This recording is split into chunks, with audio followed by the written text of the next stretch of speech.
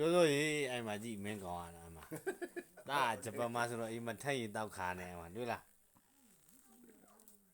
ငါလည်းတောက်ပေါ့ကွာနော်ငါလည်းတော့တို့တော့အဲ့ဒီမှာထုတ်ထည့်တော့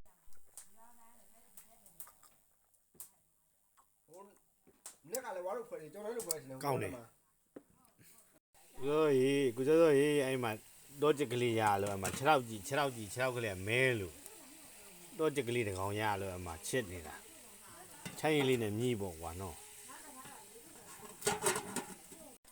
ဦးလူတင်ဝင်စရာရတာထိုးလို့ရကို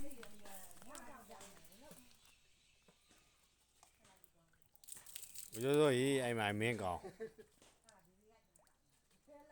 ကိုကျော်ဆိုရင်အဲ့မှာကြည့်မင်းကောင်းအဲ့မှာအတိုက်တက်ရတာတို့ညာတို့ဘက်ကထပ်မတက်တာအဲ့လိုပဲဟေးညီလေးဟိုးစားအေးကုန်းကညီလေးတို့ညာသားတွေတော်လာတို့ကြီးအကြည့်အဲ့မှာကိုရီဘက်ကတော့ဓာမျိုးတက်တာပဲမောင်းတဲ့ကလေးနဲ့အဲ့ဒါမျိုးလေးတက်သွားလေ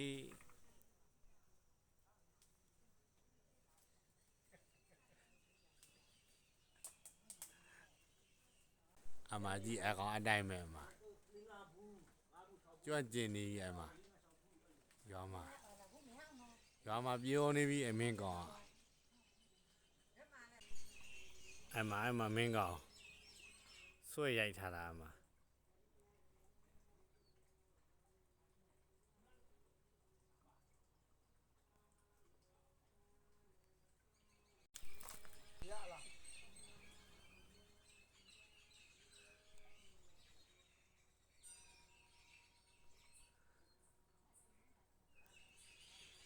အမတို့ဘက်မှာအမအိုးတော့မဟုတ်ဘူးတွေနဲ့ဆွဲတာ